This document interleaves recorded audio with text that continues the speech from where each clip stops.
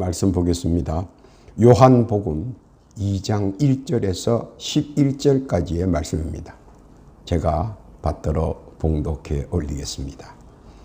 사흘 되던 날에 갈릴리 가나에 혼인이 있어 예수의 어머니도 거기 계시고 예수와 그 제자들도 혼인의 청함을 받았더니 포도주가 모자란지라 예수의 어머니가 예수에게 이르되 저희에게 포도주가 없다 하니 예수께서 가라사대 여자여 나와 무슨 상관이 있나이까 내 때가 아직 이르지 못하였나이다.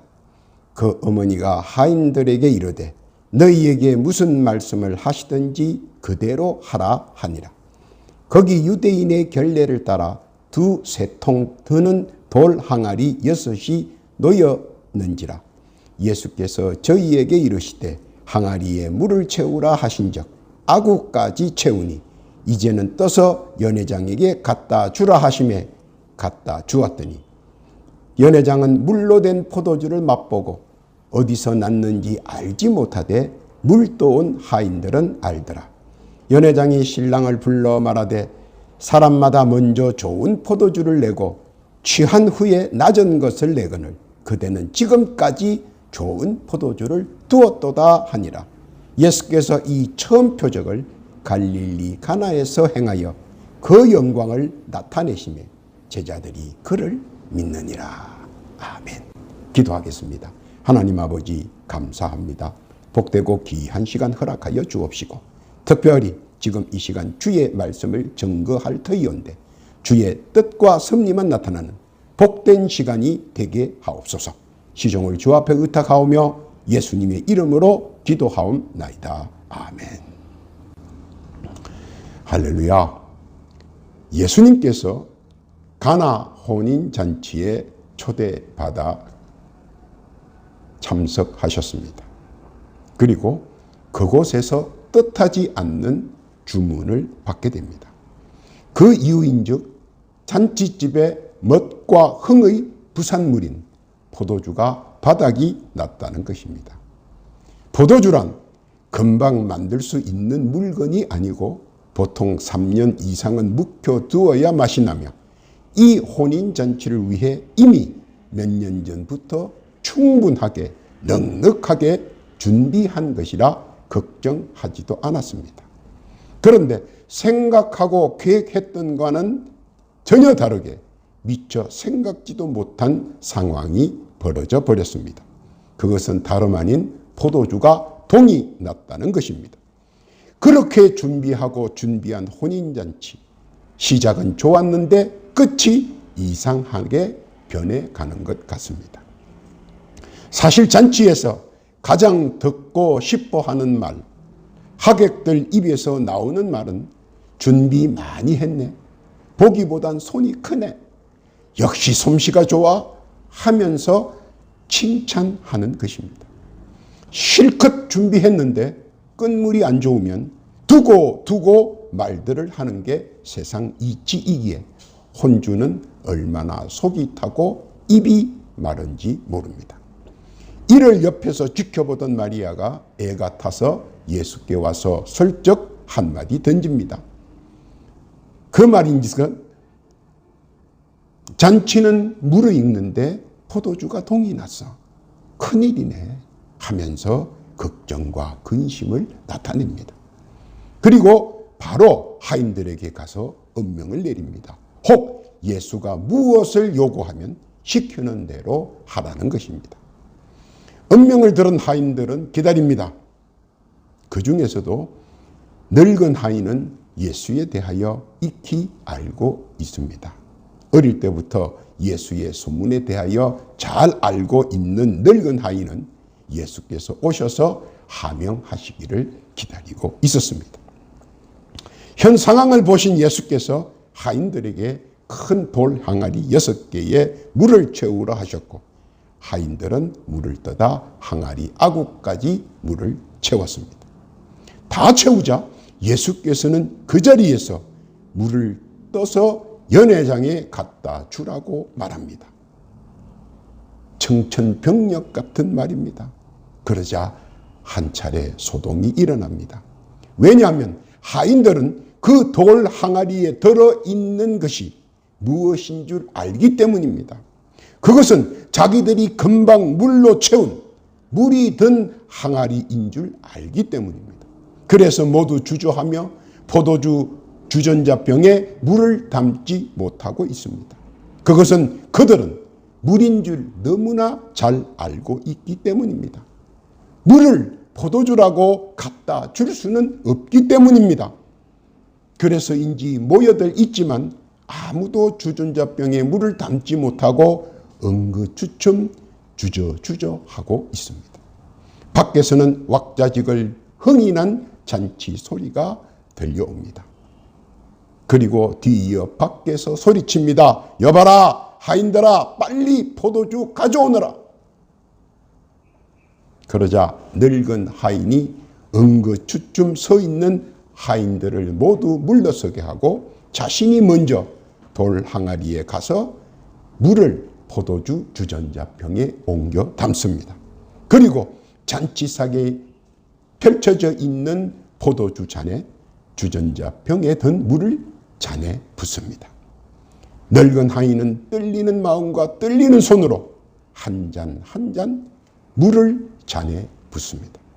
그러나 시선은 외면합니다. 또한 주방 쪽에서는 많은 하인들이 이쪽을 바라보고 다음에 있을 최악의 사태를 떨리는 마음으로 바라보고 있습니다.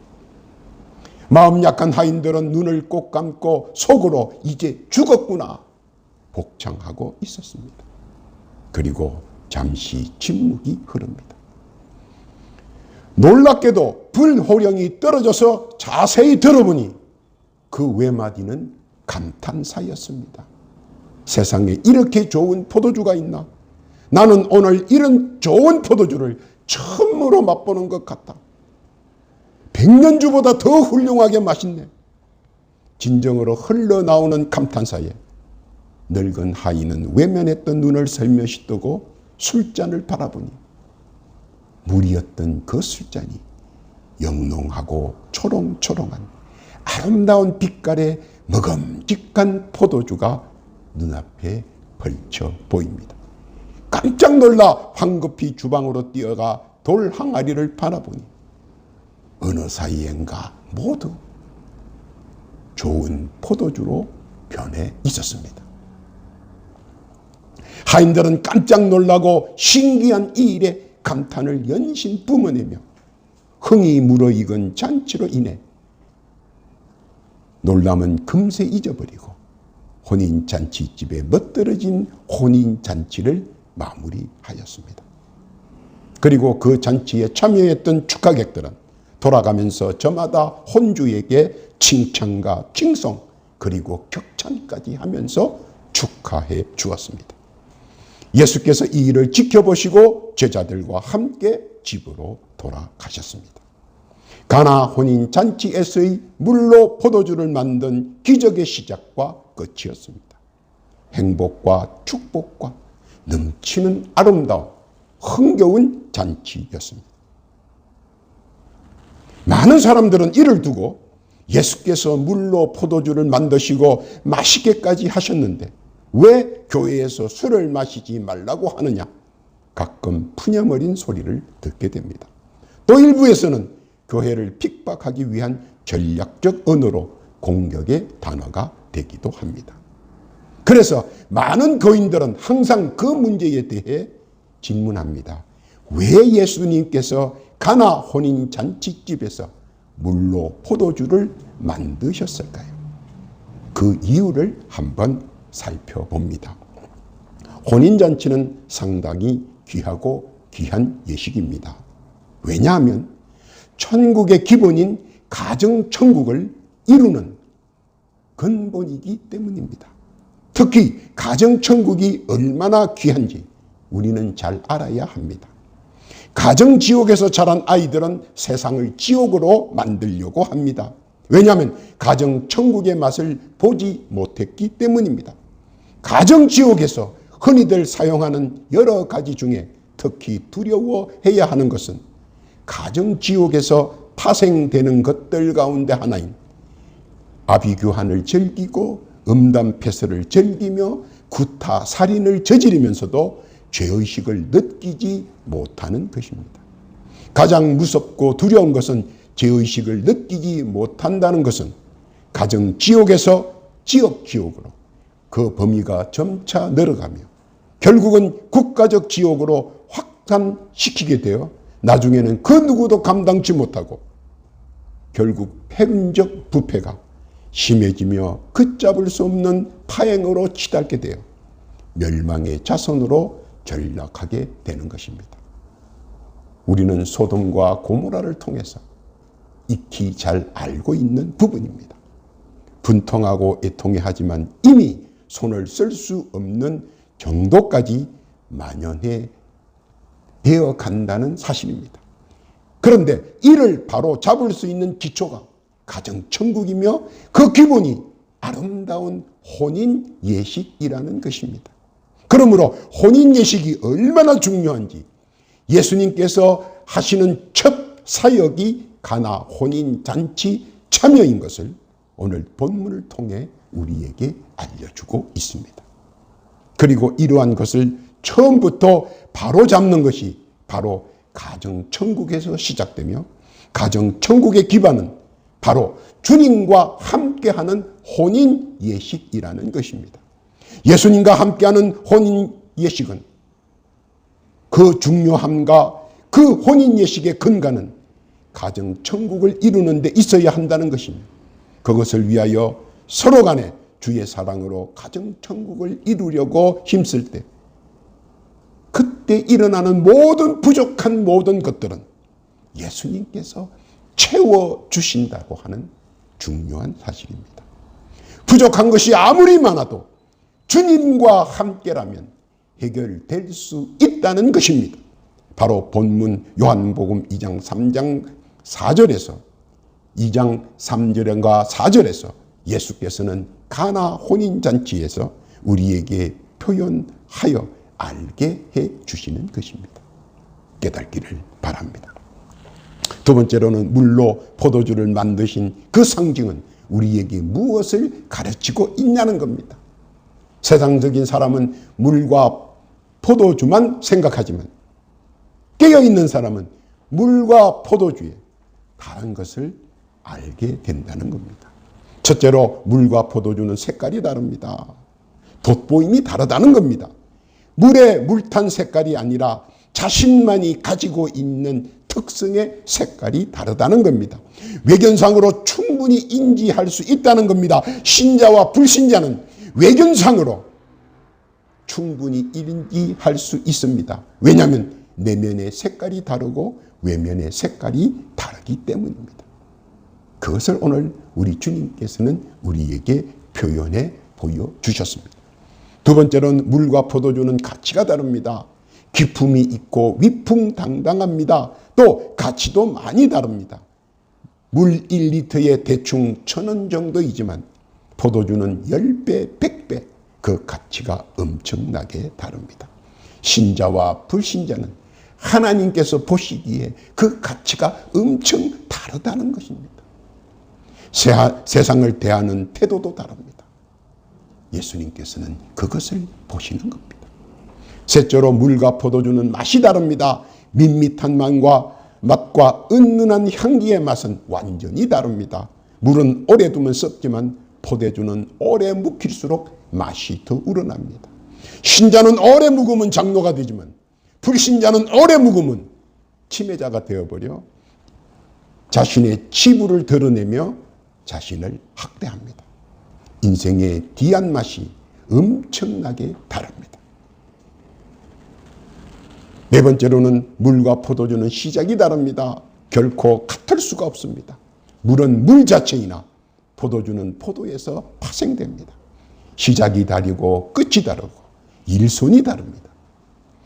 신자의 자녀는 신자입니다. 그리고 열심히 헌신하고자 합니다. 그러나 불신자는 세상사에 바쁩니다. 그리고 그 끝은 엄청나게 다릅니다. 무엇이 다른지 한번 깨닫기를 바랍니다. 예수님께서 그것을 말씀하고 계시는 겁니다. 왜 예수님께서 그것을 상징적으로 비유하셨느냐? 마태복음 13장 34절에 보니까 예수께서 이 모든 것을 무리에게 비유로 말씀하시고 비유가 아니면 아무것도 말씀하지 아니하셨다고 말씀했습니다. 신자와 불신자의 차이점을 비유로서 상징으로서 우리에게 가르쳐 주시는 겁니다. 신자는 색깔이 다르고 신자는 가치가 다르고 신자는 맛이 다르고 신자는 시작부터가 다르다는 것입니다. 그리고 신자는 그릇과 양도 결과도 각각 다릅니다. 고린도전서 15장 41절에 보니까 해의 영광도 다르며 달의 영광도 다르며 별의 영광도 다른데 별과 별의 영광이 다 다르다고 말씀하셨습니다. 예수님께서는 우리에게 믿는 자와 불신자와 다르다는 것을 가나 혼인잔치에서 상징적으로 물과 포도주를 통해 우리에게 행동으로 보여주신 것입니다. 깨닫기를 예수님의 이름으로 부탁합니다. 그럼 예수님께서 상징으로 무엇을 표현하신 것인가 하는 것입니다. 늙은 하인을 보면 예수님의 뜻을 단번에 이해할 수가 있습니다. 예수께서 물 항아리에 물을 떠서 갖다 주라 하실 때 사실 하인들은 두려워했습니다. 그것은 물 항아리에 들어있는 것이 금방 자기들이 길러온 물인 줄 알고 있기 때문입니다. 또한 이 물을 갖다 주면 혼인잔치의 흥을 깰 수 있는 큰 이유일 뿐 아니라 만약 잔치에서 모든 사람들이 혼주를 비난하거나 또한 혼주를 초청한 사람들을 경멸하는 것이라고 화를 내고 혼주를 향해 죄를 뿌린다는 이후에 혼주는 극대노하여 그 결과를 하인들에게 물어볼 것이며 하인들에게 내려지는 죄별은 아마 초죽음이나 아니면 죽음일 것이라는 것을 예상할 수 있습니다. 그런 예상을 하고 있는 하인들이 어찌 감히 맹물을 떠다 잔치상으로 가져가겠습니까? 그래서 하인들은 모두 두려워했고 무서워했고 그리고 경기했습니다. 아무도 선뜻 나서서 물을 뜨지 못했습니다. 쉬운 일 같아도 생사의 갈림길 같은 참담한 시간이 아닐 수 없습니다. 일순 침묵이 흘러갑니다. 밖에서는 빨리 포도주 가져오라고 난리입니다. 하인이나 예수님이나 모두 물끄러미 돌 항아리만 바라볼 뿐입니다. 정적을 깬 것은 늙은 하인이었습니다. 그는 주전자병을 가져와 물 항아리 속에 물을 담기 시작합니다. 그의 모습은 결연했습니다. 죽느냐 사느냐. 사무엘상 2장 6절에 보니까 이렇게 하나님을 표현합니다. 여호와는 죽이기도 하시고 살리기도 하시며 음부에 내리기도 하시고 올리기도 하시는도다. 늙은 하인은 그의 전 운명을 우리 주 예수님께 의탁했습니다. 많은 하인들의 시선은 늙은 하인의 모습에 시선이 집중되었습니다. 그는 유유히 가득 담은 물 주전자병을 잔치상에 가져가 술잔에 붓기 시작합니다. 그리고 배분합니다. 하객들이 마십니다. 그리고 불호령 같은 일갈이 터져 나옵니다. 그것은 감탄사였습니다. 오늘 본문 요한복음 2장 10절에서 이렇게 말합니다. 말하되 사람마다 먼저 좋은 포도주를 내고 취한 후에 낮은 것을 내거늘 그대는 지금까지 좋은 포도주를 두었더라 하니라. 칭찬과 칭송과 격찬의 감탄사가 여기저기서 터져 나옵니다. 안뜰에서 이를 지켜보는 하인들은 그제서야 안도의 한숨을 쉬고 물 항아리를 바라보니 어느새 물이 포도주로 변해 있었습니다. 너도 나도 주전자병의 물 항아리 속에 있는 것들을 퍼담아 나릅니다. 기적과 이적을 맛본 사람들은 하인들 외에는 그 누구도 맛보지 못했습니다. 하인들은 어떻게 기적과 이적을 맛보았겠습니까? 단 하나입니다. 목숨을 걸고 쉬운 것 같지만은 예수님의 말씀에 순종했기 때문입니다.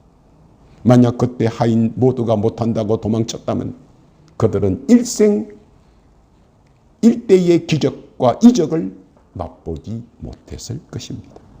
바로 그때 하인들은 믿음의 안목이 열리고 신앙의 시야가 열렸습니다.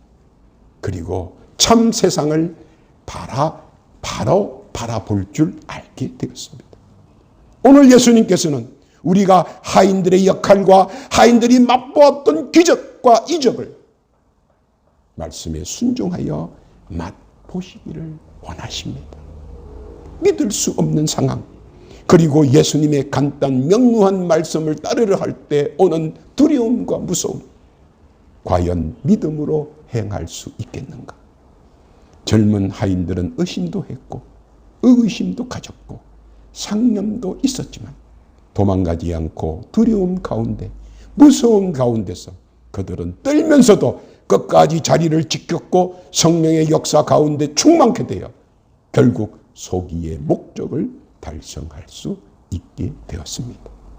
그리고 그 기적을 만드는데 일조한 한 사람으로 기록되었습니다. 예수님께서는 당시 하인들을 지켜보듯이 오늘 우리들을 지켜보고 계십니다. 깨닫기를 예수님의 이름으로 부탁합니다. 예수님께서 초청받아 가셨던 가나 혼인잔치에서 오늘의 주인공은 주님이 누구로 보셨는가 하는 것입니다. 한번 생각해 보십시오. 혼인잔치에는 이 사람 저 사람 어거지 떼거지 많은 사람들이 모여 있습니다.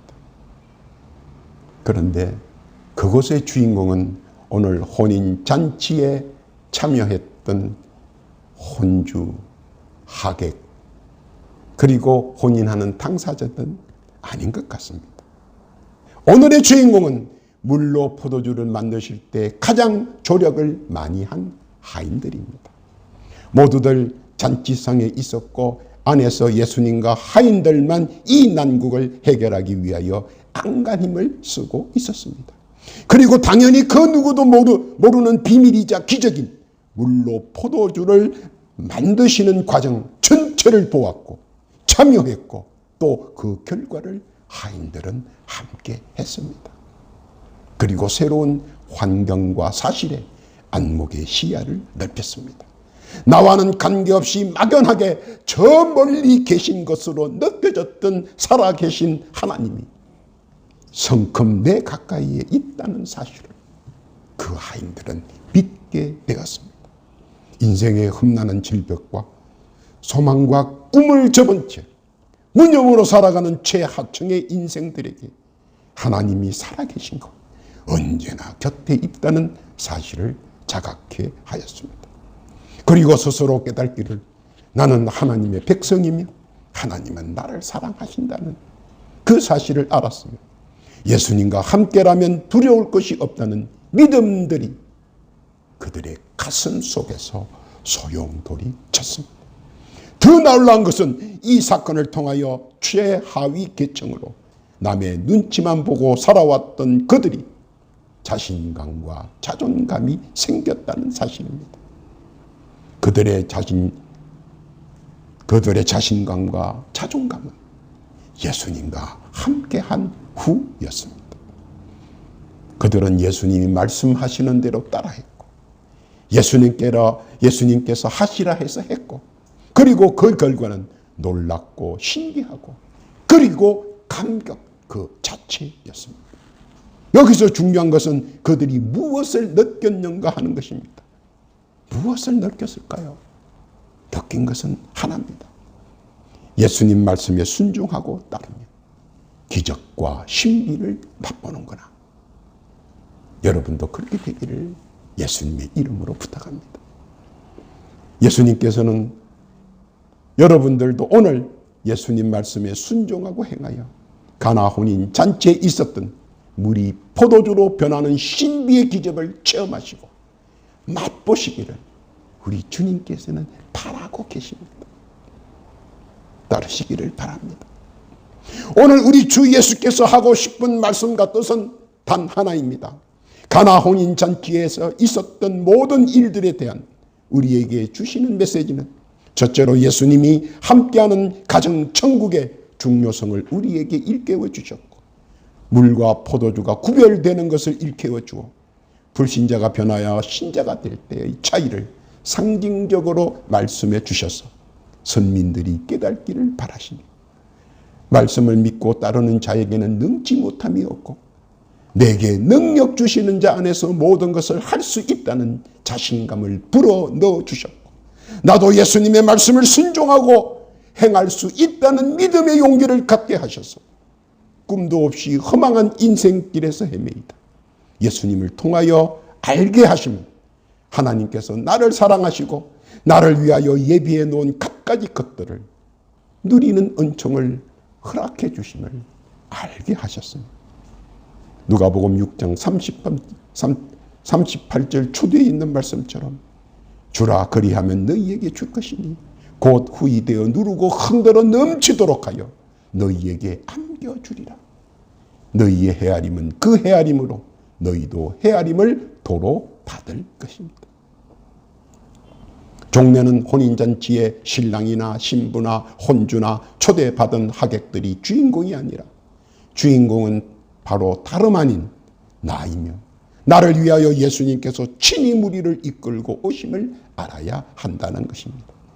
가장 힘없고 가장 약하고 가장 연약한 나를 위하여 오셔서 기적을 함께 하시고 신비를 함께 하시고 그리고 구별된 자로 선택해 주셔서 물과 포도주 속에 숨겨진 상징의 진실들을 알게 해 주시기 위하여 주께서 친히 오심을 알아야 한다는 것입니다.